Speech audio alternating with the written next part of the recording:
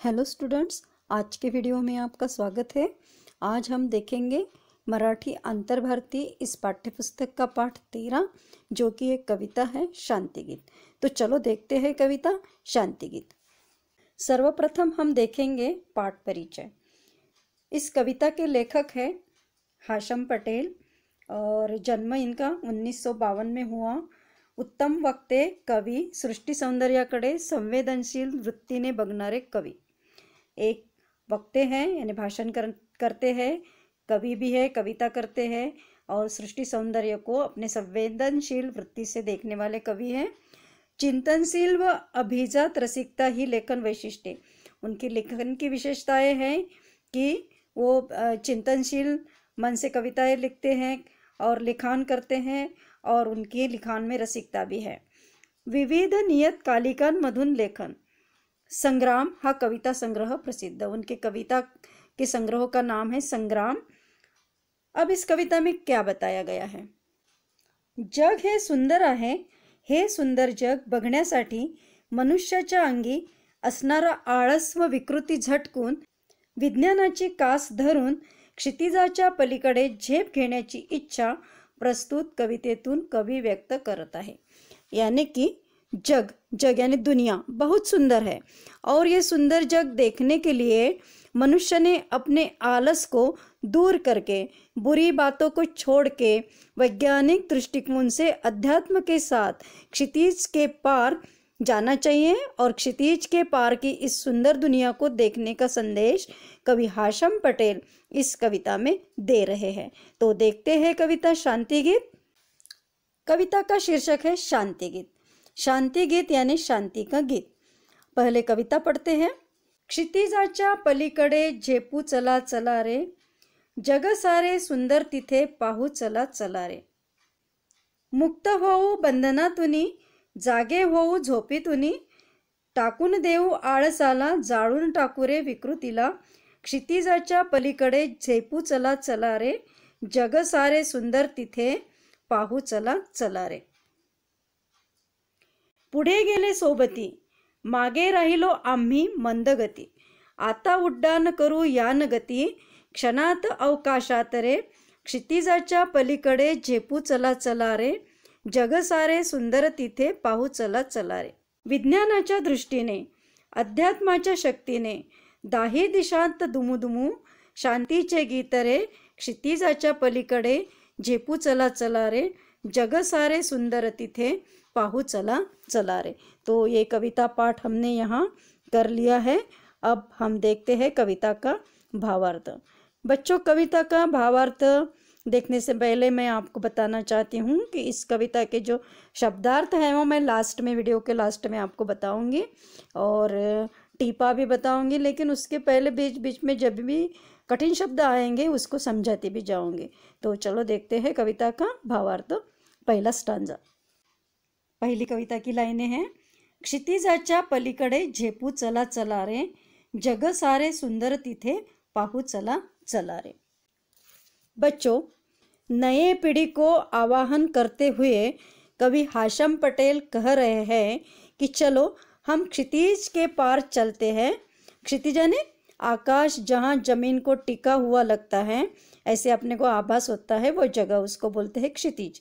तो इस क्षितिज के पार देखने का विवेकी मन अगर आपके पास है तो जग कितना सुंदर है ये आपके समझ में आएगा। तो कवि कहते हैं चलो क्षितिज के पार चलते हैं और वहाँ की सुंदर दुनिया देखते हैं। मुक्त होऊ बंधनातुनी, जागे होऊ झोपेतुनी, टाकून देऊ आळसाला, जाळून टाकू रे विकृतीला। हम सारे बंधन दूर करके उससे मुक्त हो जाएंगे, हम नींद से जाग जाएंगे, हम आलस को छोड़ देंगे और हम में जो विकृतियां है उसे हम जला देंगे। क्षितिजाच्या पलीकडे झेपू चला चला रे, जग सारे सुंदर तिथे पाहू चला चला रे। और इस प्रकार से क्षितिज के पार हम जाएंगे, चलो चलते हैं और वहाँ की सुंदर दुनिया को देखते हैं। अगली लाइनें। पुढे गेले सारे सोबती, मागे राहिलो आम्ही मंदगती। आता उड्डाण करू यान गती क्षणात अवकाशात रे, क्षितिजाच्या पलीकडे झेपू चला चला रे, जग सारे सुंदर तिथे पाहू चला चला रे। यानी कि बहुत सारे लोगों ने प्रगति की, विकास किया, आगे चले गए, लेकिन हम धीरे धीरे चलने के कारण पीछे ही रह गए। इसका अर्थ प्रगति का जो वेग है, स्पीड है, उसकी हमने स्वीकार नहीं की, इसलिए हम पीछे यानी कि अप्रगत रह गए हैं। लेकिन अब हम एक बहुत बड़ा उड्डान करेंगे, यान की गति से हम उड्डान करेंगे। यान यानी सबसे वेगवान वाहन जो होता है अवकाशयान, उसको कहते हैं यान। तो यान की गति से हम उड्डान करेंगे, एक ही क्षण में अवकाश में जाएंगे और क्षितिज के पार की जो दुनिया है उसको हम क्या करेंगे, देखेंगे क्षितिज के पार जाकर। कविता की अंतिम लाइनें देखते हैं। विज्ञानाच्या दृष्टीने, अध्यात्माच्या शक्तीने, दाही दिशांत दुमदुमू, शांतीचे गीत रे, क्षितिजाच्या पलीकडे झेपू चला चला रे, जग सारे सुंदर तिथे पाहू चला चला रे। कि वैज्ञानिक दृष्टि का अवलंब करते हुए अध्यात्म यानी आत्मा को ढूंढने वाला जो भारतीय तत्व ज्ञान है उसको बोलते हैं अध्यात्म। तो इस अध्यात्म की शक्ति के साथ दसों दिशा में शांति का यह शांति गीत गाएंगे। इस शांति गीत का दसों दिशा में निनाद करेंगे और इस प्रकार से हम नए विचारों के साथ क्षितिज के पार जाएंगे और वहाँ की सुंदर दुनिया देखेंगे। तो प्यारे बच्चों, इस प्रकार से यह शांति गीत कविता है और इसका भावार्थ हमने देख लिया है। और अब हम देखते हैं शब्दार्थ और टीपा। शब्दार्थ: शांति गीत यानी शांति का गीत, विकृति यानी गंदी बातें, सोबती यानी मित्र या दोस्त, मंदगति यानी धीरे चलने वाले, उड्डान यानी ऊंचाई पर उड़ना, गति यानी वेग, अवकाश यानी अंतराल या आकाश, दुमदुमने यानी निनाद या आवाज करना, टीपा। क्षितिज: जहाँ आकाश धरती को स्पर्श कर रहा है, ऐसे लगता है वह काल्पनिक रेखा को क्षितिज कहते हैं। यान यानी अवकाशयान, विज्ञान यानी शास्त्रीय प्रयोग पर आधारित सिद्धांत, अध्यात्म यानी आत्मा की शक्ति का भारतीय तत्वज्ञान। तो बच्चों, अब हम देखते हैं इस पाठ का स्वाध्याय। स्वाध्याय का पहला प्रश्न है, कोठे ते लिहून चौकट पूर्ण करा। यानी कि इसमें चौकट में हमें लिखना है इसका उत्तर। इसका पहला है, सारे सुंदर जग पहावे। इसका हिंदी में अर्थ है कि सब सुंदर दुनिया देखना है। कहाँ देखना है? उत्तर है क्षितिजाच्या पलीकडे। तो मैंने यहाँ ये उत्तर लिखा है। दूसरा है, यान गतीने उड्डाण करावे। यानी यान की गति से उड्डाण करना है। कहाँ करना है उड्डाण? अवकाशात। तो इसका उत्तर है अवकाशात। इसका प्रश्न दूसरा है, दूसरे का अ है, योग्य पर्याय लिहा। यानी कि हमें योग्य विकल्प जो है इसमें से ढूंढ के लिखना है। पहला, दाही दिशा दुमदुमू खालिस्तान गीतरे। यहाँ खालिस्तान दिया है तो मैंने सही विकल्प यहाँ शांतीचे इसमें लिखा है। तो दाही दिशा दुमदुमू शांतीचे गीतरे। इसका आ नंबर का है, खालील शब्दांना कवितेतील शब्द शोधा। ये जो शब्द दिए हैं इसमें, इस शब्दों के लिए कविता में जो शब्द आए हैं वो हमें उत्तर में लिखने हैं। तो ये मैंने यहाँ उत्तर में लिख के दिखाए हैं, पढ़ते हैं। सवंगड़ी, इसके लिए कविता में शब्द आया है सोबती। निद्रा, इसके लिए कविता में शब्द आया है झोप। विश्व, इसके लिए कविता में शब्द आया है जग। सगड़े, इसके लिए कविता में शब्द आया है सारे। नेक्स्ट प्रश्न तीसरा है, स्वमत अपना मत लिखना है। उसका पहला है, प्रस्तुत कवितेत कवीचे म्हणणे तुमच्या शब्दात लिहा। हिंदी में अर्थ कि प्रस्तुत कविता में कवि का क्या कहना है वो अपने शब्द में लिखना है। देखते हैं उत्तर। उत्तर है, नवीन पिढीला आवाहन करताना कवी म्हणतात, क्षितिजाच्या पलीकडे झेप घ्या, म्हणजे हे सगळे जग किती सुंदर आहे ते कळेल। हिंदी में कि नए पीढ़ी को आवाहन करते हुए कवि कहते हैं कि क्षितिज के पार आप जाओ और वहाँ जाके देखो कि दुनिया कितनी सुंदर है, ये आपको वहाँ समझेगा। बुरसटलेल्या विचारांच्या बंधनातून मुक्त होया। हमारे जो गंदे विचार हैं वो विचारों के बंधन से हमें मुक्त होना है। आपला आळस झटकून टाका। हमारा जो आलस है उसको हमें दूर करना है। निद्रिस्त मनाला जागृत करूया। हमारा जो सोया हुआ मन है उसको जागृत करना है। सर्व विकृती नष्ट करूया। सर्व मित्र पुढे गेले पण बदलांचा वेग न अंगीकारल्यामुळे आपण मागे राहिलो। हमारी सारी विकृतियां हमें दूर करना है, नष्ट करना है। हमारे सारे मित्र आगे गए, सभी ने विकास किया, प्रोग्रेस किया, लेकिन जो बदलों का स्पीड जो है उसको अंगीकार न करने के कारण हम पीछे रह गए। अवकाशयानाच्या प्रचंड वेगाने आकाशात झेप घेऊया। अवकाशयान का जो प्रचंड स्पीड है, अवकाशयान के स्पीड से हमें आकाश में जाना है, उड्डाण करना है, उड्डाण भरना है। विज्ञान आणि अभ्यास यांचा मेळ घालून दश दिशात आपण शांतीचे गीत गाऊया। विज्ञान और अध्यात्म इनका मेल लगा के हमें दसों दिशा में शांति का गीत फैलाना है, गाना है। नवविचारांनी प्रेरित होऊन आपण क्षितिजा पलीकडे झेप घेऊ, हे सुंदर जग पाऊ। और नव विचार, नए विचारों से प्रेरित होकर हम क्षितिज के पार क्या करेंगे, जाएंगे और वहाँ की सुंदर दुनिया देखेंगे। तो बच्चों यह है इसका उत्तर। नेक्स्ट क्वेश्चन दूसरा, दाही दिशात शांतीचे गीत दुमदुमले या ओळींचा तुम्हाला समजलेला अर्थ लिहा। कि दसों दिशा में शांति का गीत गूंज रहा है, इस लाइनों का तुम्हें समझ में आया वो अर्थ इसमें लिखना है। तो देखते हैं उत्तर। उत्तर है, विज्ञान माणसांच्या सुखासाठी निर्माण झाले आहे, परंतु त्याचा उपयोग विध्वंसासाठी झाला तर ते गैर है। कि विज्ञान ये मानव के सुख के लिए निर्माण हुआ है, लेकिन उसका कभी गैर यूज होता है और उसके कारण विध्वंस होता है। हिंसेमुळे अराजक निर्माण होते और हिंसा के कारण अराजक निर्माण होता है। माणूस की लयाला जाते, इंसानियत खत्म हो जाती है। अण्वस्त्रांमुळे दहशत निर्माण होते, सगळीकडे अशांति निर्माण होते। अण्वस्त्र के वापर के कारण, यूज के कारण दहशत निर्माण हो जाती है और सभी तरफ अशांति निर्माण हो जाती है। म्हणून हे जग जर सुंदर करायचे असेल तर विज्ञानाला अध्यात्माची जोड दिली पाहिजे। विज्ञान व अध्यात्म यांचा मेळ घातला तर सर्व जगात शांति नांदेल, दाही दिशात शांतिचे गीत दुमदुमेल। और इसीलिए इस जग को अगर हमें सुंदर बनाना है तो हमें विज्ञान के साथ अध्यात्म को जोड़ना है और दोनों को जोड़ने के बाद इनके मेल से हमें क्या करना है, प्रगति करनी है और सभी जग में इसके कारण शांति मिलेगी। दाही दिशात यानी दसों दिशा में शांति का गीत गूंजेगा, ऐसा अर्थ कवींना अभिप्रेत आहे। और इस प्रकार का अर्थ कवि को दाही दिशात शांतिचे गीत दुमदुमले इस लाइनों में अभिप्रेत है। नेक्स्ट क्वेश्चन तीसरा, विज्ञान आणि अध्यात्म यांच्या समन्वयाने शांती नांदेल या वाक्यातून व्यक्त झालेल्या विचारांविषयी तुमचे मत लिहा। देखते हैं उत्तर।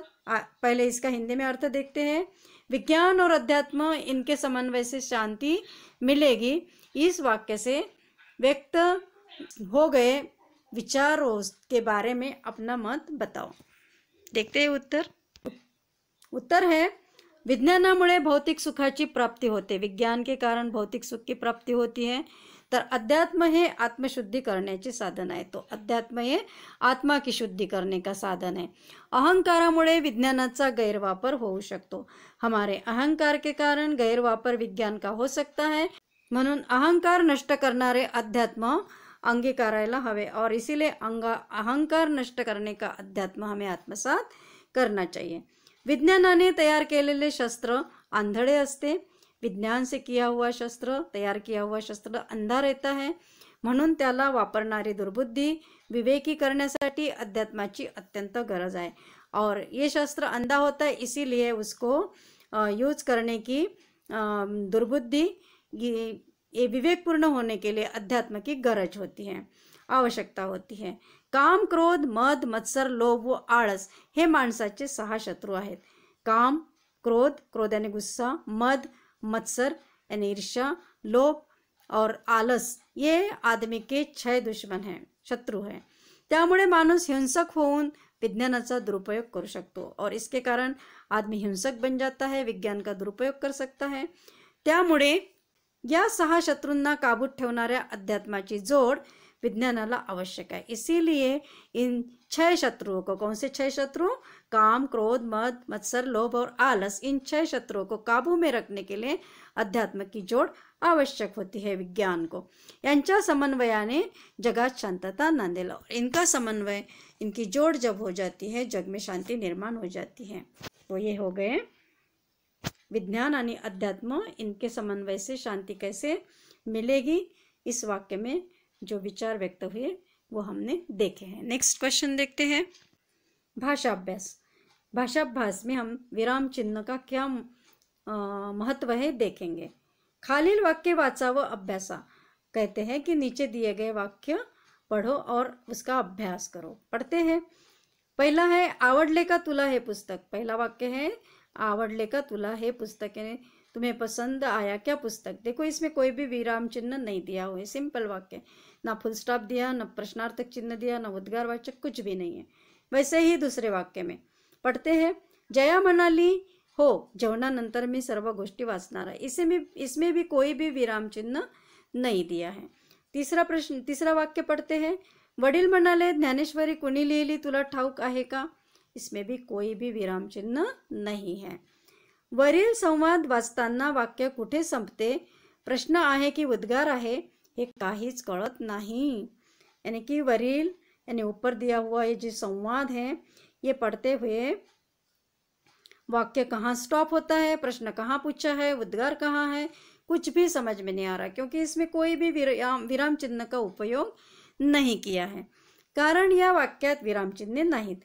बोलताना, काही विधाने करताना, प्रश्न विचारताना, आश्चर्य, हर्ष, क्रोध आदी भावना व्यक्त करताना माणूस त्या त्या ठिकाणी कमी अधिक वेळ थांबतो, म्हणून तोच आशय लिहून दाखवायला वाचकालाही कळावा यासाठी विरामचिन्हांचा वापर केला जातो। बोलते समय, कोई भी विधान करते समय, प्रश्न पूछते समय, आश्चर्य, हर्ष, क्रोध आदि भावना व्यक्त करते समय आदमी कहीं कहीं जगह पे रुक जाता है बोलते बोलते, और कभी ज़्यादा समय तो कभी कम समय तक रुकता है, और वही आशय लिख के दिखाने के लिए एक वाचक को समझना चाहिए, इसलिए विराम चिन्हों का यूज होता है। तो वही इसमें बताया गया है। वरील वाक्यात योग्य विरामचिन्हे वापरा। विरामचिन्हे व त्यांची नावे खालील तक्त्यात लिहा। एक तख्ता दिया है, इसमें विराम चिन्ह लिखने हैं और इसमें उसके नाम लिखने हैं। तो देखते हैं। ये देखो, ये विराम चिन्ह का नाम है और ये यहाँ चिन्ह है, विराम चिन्ह है, तो यही हमें देखना है। और ये हमें पूछा नहीं गया, फिर भी हम समझा देते इसको भी थोड़ा सा। पहला है विराम चिन्ह का नाम है पूर्ण विराम, और इसका चिन्ह है एक बिंदी देते हैं, उसको बोलते हैं पूर्ण विराम। और केव्हा वापरते हैं, कब यूज होता है इसका, विधान किंवा वाक्य पूर्ण झाले हे दाखवण्यासाठी। जब हमारा वाक्य पूरा हो जाता है तो वो क्रिया पूर्ण हो जाती है, तो वो दिखाने के लिए हम क्या देते हैं, बिंदी देते हैं, उसको बोलते हैं पूर्ण विराम। शब्दांचा संक्षेप दाखविण्यासाठी आद्याक्षरांपुढे, और शब्दों का जो संक्षेप दिखाते हैं तो आद्याक्षर के आगे भी ये बिंदी देते हैं, उसको पूर्ण विराम बोलते हैं। दूसरा हमारा चिन्ह है अर्धविराम, और उसको ऐसे लिखते हैं। दोन छोटी वाक्ये उभयान्वयी अव्ययाने जोडलेली असतात। दो छोटी छोटी वाक्य जो होते हैं वो उभयान्वयी अव्यय से जुड़े हुए होते हैं, उस समय इसका यूज होता है। और तीसरा हमारा चिन्ह है स्वल्प विराम, उसको कॉमा बोलते हैं इंग्लिश में, और वो इस प्रकार से लिखते हैं। एकाच जातीचे अनेक शब्द लागोपाठ आल्यास, एक ही जाति के अनेक शब्द लगातार आते हैं तो हम उसको कैसे कॉमा दे के लिखते हैं। जैसे कि यहाँ दिखाया था मैंने, उदाहरण काट डाले, होशियार, अभ्यासु, ये बीच में कौन सा विराम चिन्ह है, कॉमा। तो होशियार, अभ्यासु, अच्छा, ऐसे हम लिखते जाते हैं तो उसके बीच में हम कॉमा देते जाते हैं। चौथा है अपूर्ण विराम, और ये अपूर्ण विराम इस प्रकार से लिखते हैं, और ये इसका यूज कब होता है, वाक्याच्या शेवटी तपशील द्यावयाचा असल्यास। वाक्य के आखिरी में जब तपसील देते हैं उस समय इस विराम चिन्ह का उपयोग होता है। और पांचवा हमारा चिन्ह है प्रश्न चिन्ह, इसका निशानी ये है, इस प्रकार से लिखते हैं इस प्रश्न चिन्ह को, और यूज कब होता है, प्रश्नार्थक वाक्याच्या शेवटी। हम जब प्रश्न पूछते हैं तो आखिरी में इस चिन्ह का हम यूज करते हैं प्रश्न पूछने के लिए। अगला है उद्गार चिन्ह, और उसको ऐसे लिखा जाता है, उत्कट भावना व्यक्त करताना ती दाखविणाऱ्या शब्दांच्या शेवटी। हमारे मन की जो उत्कट भावनाएं होती हैं उसको दिखाते हैं हम, तब उस समय इस उद्गार चिन्ह को हम वाक्य के या शब्द के आखिरी में लिखते हैं। अगला हमारा चिन्ह है अवतरण चिन्ह। ये डबल अवतरण है, इसको दुहेरी अवतरण बोलते हैं। और दुहेरी अवतरण का कब यूज होता है? बोलणाऱ्याच्या तोंडचे शब्द दाखविण्याकरता। जब व्यक्ति बोल रही है, बात कर रही है, तो उसके जो बोल है उसको दिखाने के लिए वो बोल इस चिन्ह में लिखते हैं। नेक्स्ट, एकेरी अवतरण चिन्ह। ये सिंगल एकेरी अवतरण चिन्ह है और इसका यूज कब होता है? एकेरी एखाद्या शब्दावर जोर द्यावयाचा असता दूसऱ्याचे मत अप्रत्यक्षपणे सांगताना। किसी शब्द पे हमें जोर देना होता है तो उस समय दूसरे का जो मत होता है वो अप्रत्यक्ष रीत्या हम बताते हैं, उस समय ये एकेरी अवतरण चिन्ह का यूज होता है। तो बच्चों, इस प्रकार से इस पाठ का शांति गीत का स्वाध्याय हमने देख लिया है। आपको समझ में आया होगा। अगर आपको ये वीडियो पसंद आया होगा तो आप ज़रूर लाइक कीजिएगा, क्योंकि लाइक वीडियोस में ये वीडियो आएगा तो आपको कभी भी देखने में दिक्कत नहीं जाएगी, आप आसानी से देख सकते हैं। और दूसरे बच्चों को भी इसका यूज़ होना चाहिए, इसलिए आप इसको शेयर भी कर सकते हैं। Thank you.